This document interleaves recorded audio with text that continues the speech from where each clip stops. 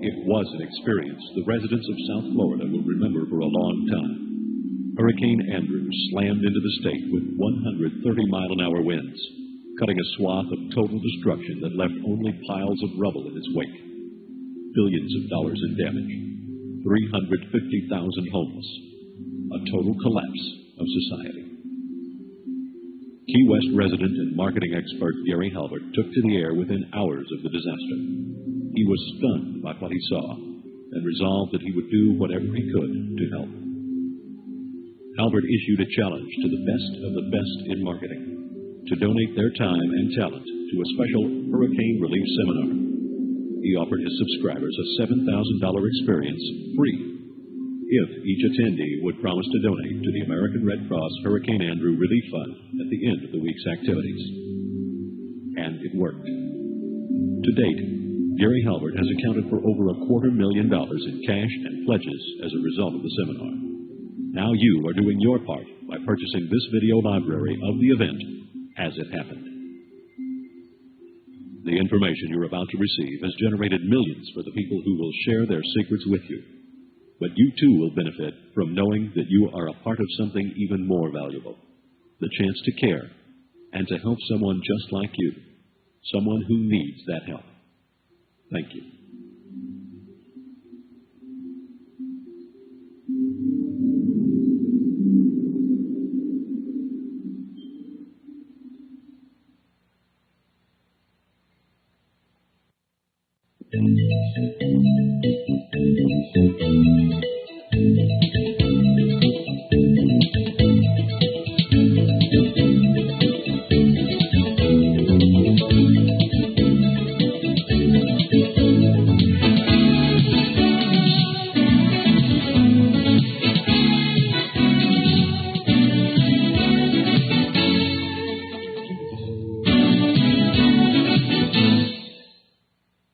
Seminar is very serious to me. Have you had a chance to look at the pictures around the room here?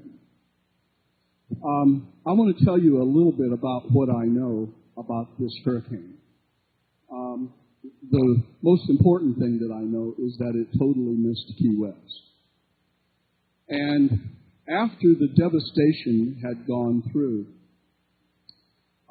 we suffered some inconveniences here, which has caused us to be behind in our work somewhat for our clients and getting my newsletter out and stuff.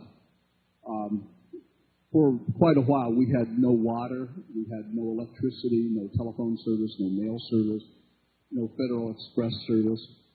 I find that humanity is very interesting. When our faxes, what's the matter now?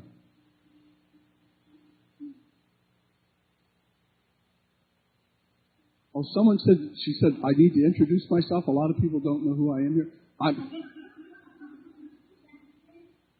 My name is Gary Halbert. Thank you. And anyway, it's funny. Human nature is funny. When our electricity went back on, we started getting faxes and phone calls, and all of them were, this is not about business. We just want to make sure you're okay. Are you guys, no one's harmed, et cetera, et cetera. But except for one guy calls up and says, where the hell's my newsletter? And another guy called up, and we'd done about 3 or 4 pieces of writing for him, and we had another one that was due. And he called up, and the phones had just come back on. And he says, why isn't it here? And I said, you got television up there? And he said, well, I don't have time to watch TV. I said, how about the papers? You read the papers? Said, no. And I said, well, we've been inconvenienced down here. She said, inconvenienced by what? And I said, the greatest natural disaster in U.S. history. And he knew nothing about this. But anyway, I want to speak a minute about the news media, which I revere and respect to no end. The news has to put out stories for a public that is insatiable, they believe, for sensationalism and disaster. And one thing about disasters and sensationalism is they only last so long. And so the story of Hurricane Andrew is beginning to fade now. And it's being replaced by stories of no consequence, whatever, like who gets elected president, Bush or Clinton. I mean, who could possibly care? It's getting replaced by the story of the young man who is trying to divorce his mother and so forth. But this storm and its effects are long from over. I hired a pilot, as most of you know, to fly me over the disaster area. And being well over half a century old, I can tell you, I have never, ever in my life seen anything like that. If you can imagine being 500 feet in the air with a 360-degree angle of view and seeing absolutely not a building standing. It looks like, at least I've never seen one, but it looks like ground zero of a hydrogen bomb. The Key West, some of the Key West civic leaders, their first reaction to the hurricane disaster is we've got to get the word out that Key West is okay and the tourists can still come down here so we can sell T-shirts. And then we had some other people that were buying electrical generators and going up there and selling them for 5 times what they paid for them. We had people from the Keys going up there masquerading as hurricane victims so that they could get government handouts. In the news today, there are 4 people who were indicted for raising money for hurricane relief. They raised it in cash. Regarding that, every check here is going to be made out directly to the Red Cross. We're not taking a penny for administrative expenses. We personally are paying for the hall. Bill Myers is paying for all the video. All the speakers are paying for their own expenses. Every dime you contribute is going to go directly to the Red Cross. Thank you. But you know, everything I think is relative, and you can't really feel a problem that you're not experiencing. You know, empathy means that you've sort of experienced or are experiencing the same thing. And it was very inconvenient for us not to have electricity and running water. But I can tell you what the condition is of some of the people up there. We have a doctor here. Would you raise your hand? Dr. Rubin? Where are you, Dr. Rubin? He's way in the back there. You might stand up, would you? About 25% of his patients are from the hurricane area. And if you want to know what it's like for them, have a chat with him. But these people, while part of the Key West business community wanted to get the tourists back in here, we have people up here in Homestead and in Florida City that didn't have water to drink, they don't have food to eat, didn't have water to flush a toilet, they didn't have a toilet to flush, didn't have a bathroom to put the toilet in, didn't have a house to put the bathroom in. Place is beginning to smell like an open sewer.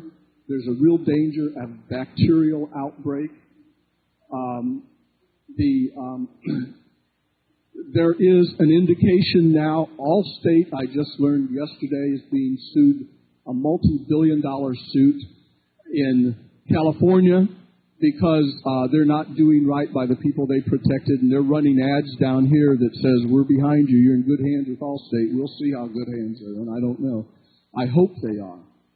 But there have been a lot of other good people from the Florida Keys. A lot of the business community have really contributed with their heart, their souls, and their money to that hurricane relief and continue to do so. Originally, Barnett Bank was going to match every penny we raised here, dollar for dollar. They can't do that now because they've already matched $3 billion. I went on television the day before yesterday to make a plea if there's another bank that would take their place. I'm not real hopeful about that, but you never know what will happen. But I want you all to know here that I'm very proud of everybody that came here, and I think you couldn't possibly have chosen to come down for and contribute to a better cause. But in addition to helping the hurricane victims, we're going to try and accomplish a couple of other things here too. We are going to try and teach you some ways that you may not know about of multiplying your income. I am hopeful that some business relationships will be formed by some of the attendees and the speakers who have some very valuable services to offer. Who knows, maybe some of you will get in some sort of business relationship with me. I see nothing wrong with somebody making a profit because they came to this seminar. What I am vehemently against is the SOBs that made a profit taking from the victims of the seminar up there. And that's not what this is all about. We are also, for those of you who are so inclined, going to have some fun. I've arranged a party tonight, the likes of which you will not have attended before. And I'm going to, well, I guess I'll tell you about that just a little bit later. I'm going to start the seminar now, the part of getting into the meat of it. I believe as far as making money is concerned, the number one, the basic tenet of making money is selling. Selling. And I started my advertising career, or my career, whatever it is that I'm doing, selling encyclopedias door to door.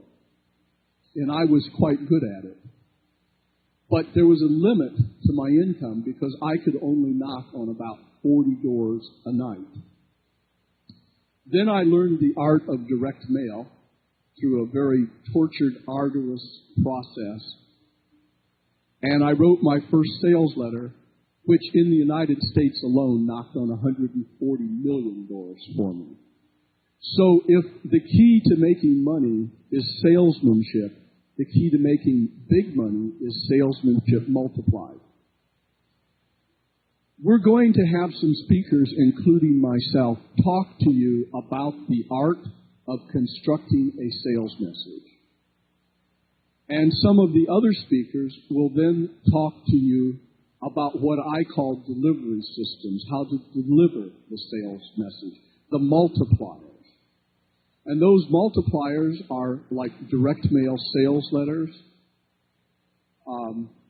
television 30-minute infomercials, television 2-minute infomercials, magazine advertising, and all different forms of ways to multiply what it is that you're doing. And we're going to mix this up a little bit. We are also going to have hot seats. We obviously cannot do a hot seat for everybody in this room. There just obviously isn't enough time. But the hot seat should be for people who have a marketing problem right now. How many people would like to have a personal hot seat with all the experts having? Could you raise your hands there? Okay, there's quite a few. So what we'll probably do is take as many as we can, and maybe we'll have everybody put their name in a hat or something. There are, just to get your blood flowing, I'm going to introduce our first speaker here. There are some people that I believe are so spectacular, they only need one name, like Cher or Madonna. Our first speaker is of that nature, and as far as I'm concerned, he only has one name, because I've just barely learned to pronounce it. I cannot pronounce his second name. But I absolutely guarantee you are going to be electrified by what he has to say. How many people were at my last seminar at the Marriott Hotel? Okay, when our next speaker gets to the point where he asks the audience questions, please don't spoil it by answering it in case you remember any of the answers. But I would like to introduce right now one of the men I consider one of the most electrifying speakers that I've ever met. His name is Joaquin, and would you please come up to the stage and give him a big hand?